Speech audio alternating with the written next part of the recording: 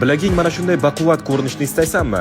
Baquvvat ushlash uchun rekordlarni sindiradigan va qo'l berib ko'rishganda odamni cho'chitadigan darajada. Unda qo'llaringni erkalashni bas qil va mana bu mashqlarni bajar. Mashqni gantelni burish va orqaga bukish bilan boshla. Gantelni ichkariga bura, ushlashni mahkam ol va kaft pastga qaratilgan holda kuch bilan buk. Bu kombinatsiya sening braslet va bilak mushaklaringni kuchaytiradi. Tebranib o'zingcha noto'g'ri harakatlar qilma.